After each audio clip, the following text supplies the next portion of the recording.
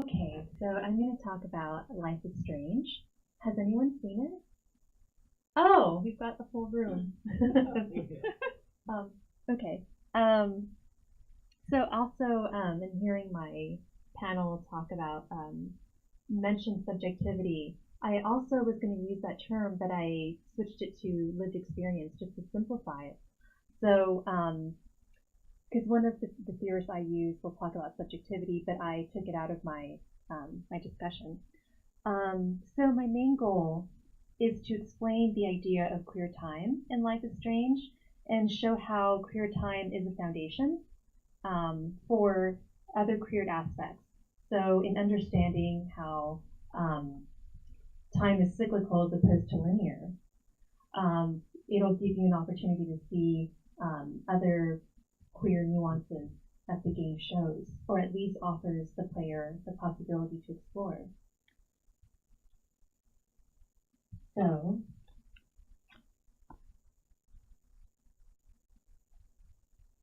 just to give you kind of a rundown of what to expect, can everyone hear me? Sometimes I can be, okay. So there's different ways that you can find queerness in the game. And the first one is a queer life restoration.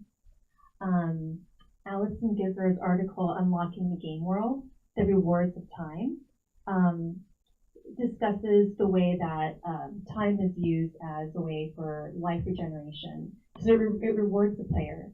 So we see this in Skyrim when you get the medicine or you get the health potions. We see this in Super Mario when you collect 100 coins for life and the 1-up mushroom. And we see this in Legend of Zelda when you collect the hearts. It restores your hearts. I don't know if a lot of you guys have played those games. And health packs in Left 4 Dead. But Life is Strange. The whole idea of life regeneration is different insofar as you play as Max, and you get to save everyone else's life, and that becomes kind of a theme throughout the gameplay.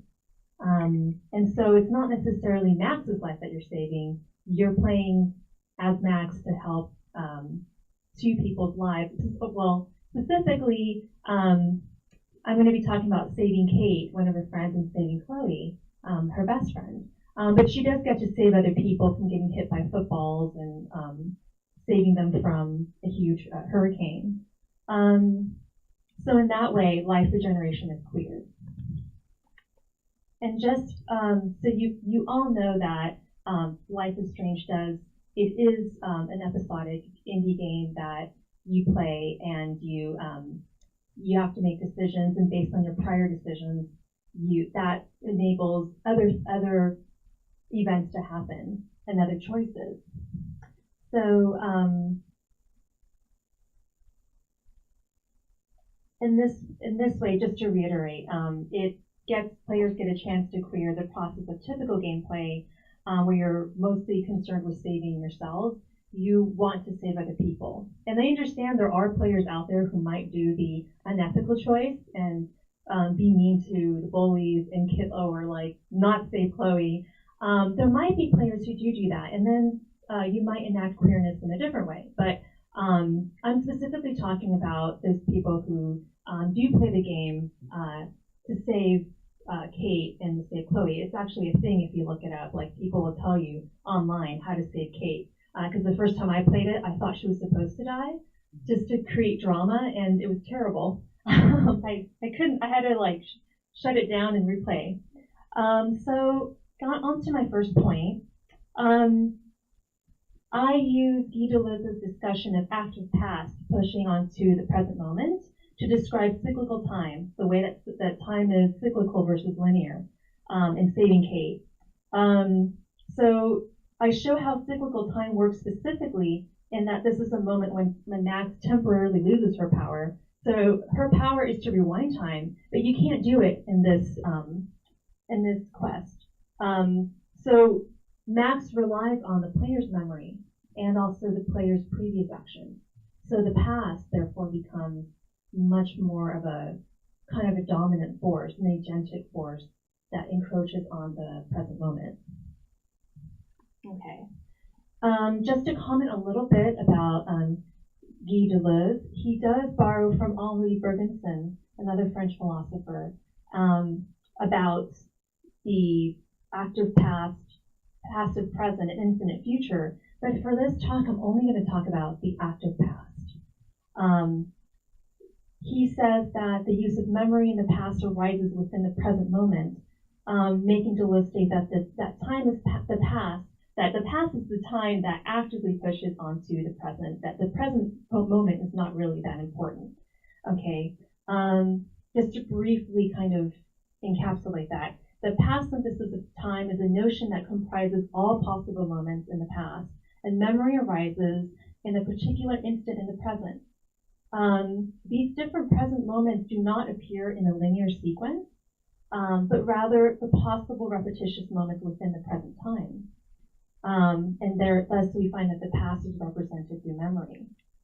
Okay, he states, the representation of the present under dual aspect of the reproduction of the former and the reflection of the new. The past is the agentic force that allows for the present, not vice versa.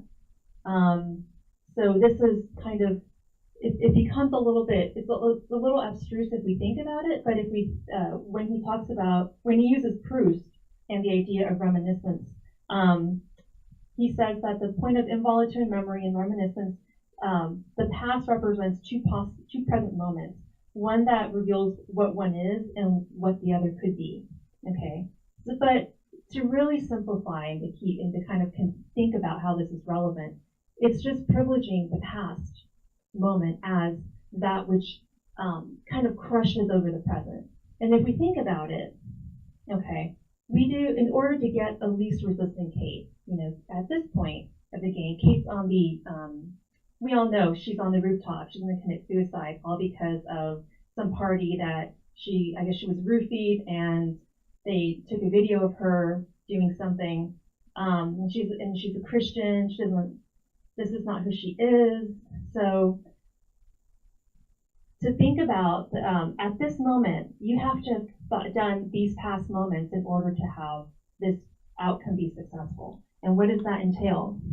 Well, you need to erase the website link of Kate's. Can everyone see that? It's kind of dark. Yeah.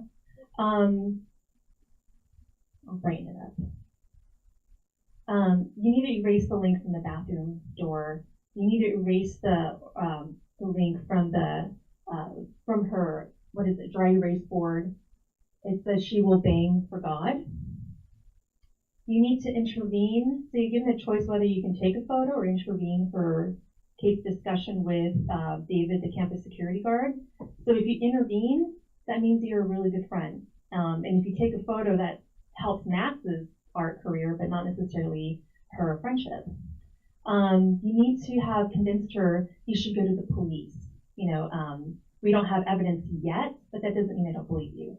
We should definitely gather evidence first. And that's what you have to choose for Max to do. I apologize for those who haven't played the game and if there's spoilers. I'll try to keep them minimal. Okay, when you're with Chloe, her best friend, you need to interrupt that time with her. Chloe will get pissed, but then she won't. Later, she'll understand. Okay, but you need to take that phone call. Now, if you do all of that, Kate will be the least resistant. She'll be willing to listen to you when you're on the rooftop with her. But if you don't do that, the items that you need to get, and remember, this is kind of done in the past, okay? When you go into her room, that we saw right here, she's in Kate's room, you need to get look at the postcard that her father sent her, because it shows his unconditional love for her. You need to look at the biblical items. She reads the Bible, she highlights them, the important passages. And you need to look at the picture of her sisters to remind Kate that they love her no matter what. So all those items all these actions have been done in the past. And yet in this present moment, when you're on the rooftop with her, they become really important. So therefore, this shows how time in this instance is cyclical and non-linear. since the present moment entails the strong reliving of past decisions. Time is therefore queered, which is further implicated through Max's relationship with Chloe. Okay, the idea of time as repetitious circles is still important in saving Chloe, yet in the way that one perceives the past in relation, yet it's different in the way that one perceives the past in relation to the present moment. Okay. Could you hold the mic a little further away? It's Oh, just very so loud. sorry. No, it's cool. Okay, is this better? Yeah? Okay, perfect. So sorry about that. So yeah, it's different. The way that time is used, it's still cyclical, but it's different than the way that I previously discussed it with Kate. I also kind of want to make a side comment on the times in the game when Max mentions time. She says it's way too dangerous and I need to navigate the present without messing up the past. So this will become important once I talk about how Max saves Chloe. And she says these are different moments in the game. I'm also querying the linear sequence of the slides in which they've come in the game, because I'm showing different moments. We were meant to be together at this exact moment in history. So that we haven't hung out like this much since we were tweens. It's like no time has passed. So this is kind of just a side comment. It's interesting how time becomes kind of this interesting kind of, there's either no time has passed or it's kind of brought attention to. Okay, so saving Chloe. All right, there's many times that you do have to save Chloe, and that's actually the emphasis of the game. Like that's the goal of it. And I think I read that one player had written a blog, and she had commented that that Chloe's the one who actually shouldn't be saved. It's fated for her to die, and yet the player, when you look at the choices that you've made and the choices that other players have made at the end of each chapter, you'll see that most people will choose to want to save Chloe. So in terms of this, I want to talk about Maurice Merleau-Ponty's discussion of cyclical time to best show how time is queered here.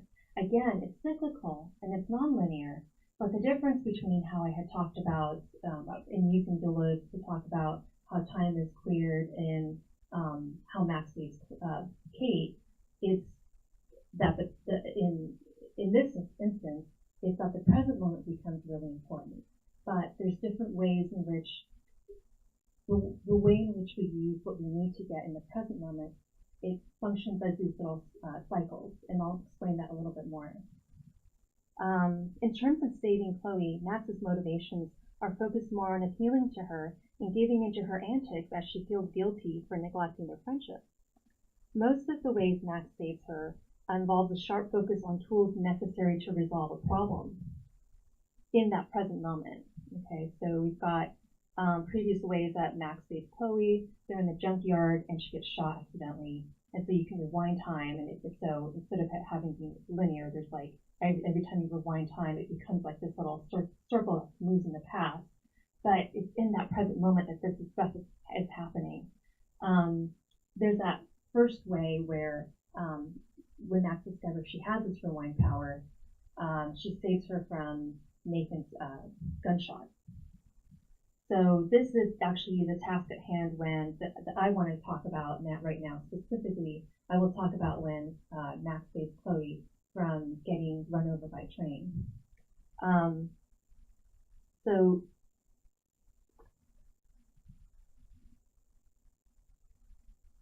this pattern of saving her, just this one, like the other two I have shown,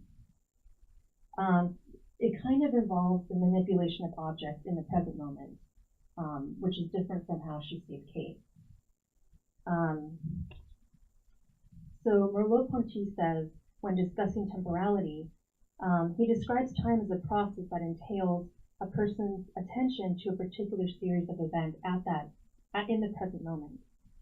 A person's identity, as defined as one's lived experience or subjectivity, attributes meaning to a logical and causal series of events, and this affects the way that this person perceives the past and future in relation to the present moment.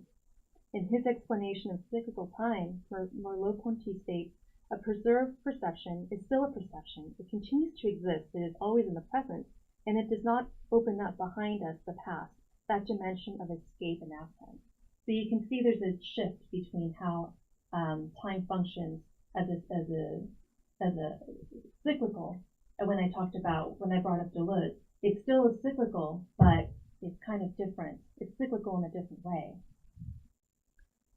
It's this distinction in cyclical context that makes this discussion of the past integral to its overall point.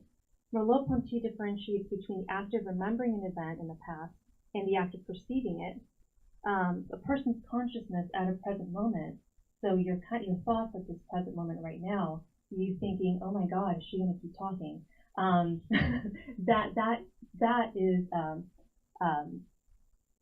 That kind of controls what you may notice and what memories may come to the forefront.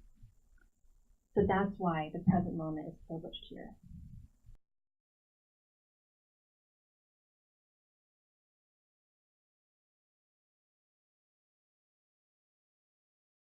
About time and different deviations of time.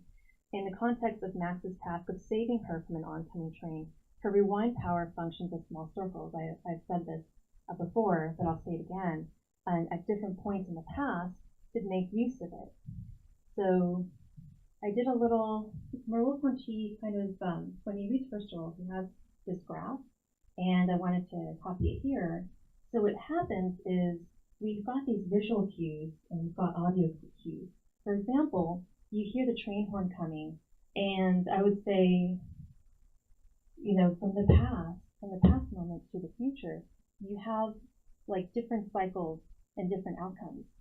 And if your outcome is to save Chloe, then you need your little cyclical circles of the past is going to come up in when the different ways that you use the audio and visual cues, such as like Chloe shouting, "Help me!"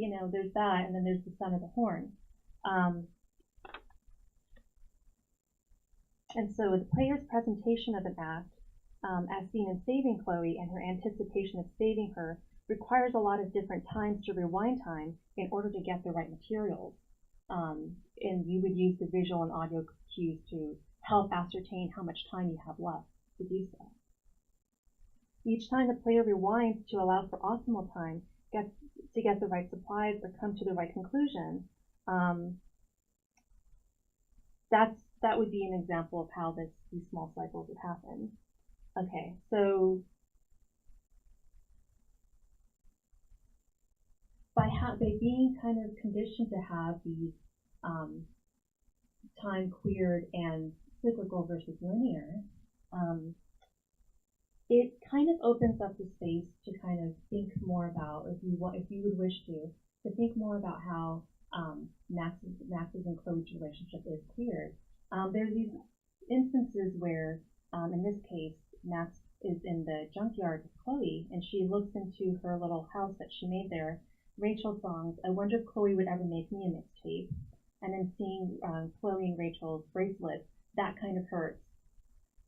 There's also the choice of whether you want to kiss Chloe, and most players chose to do so.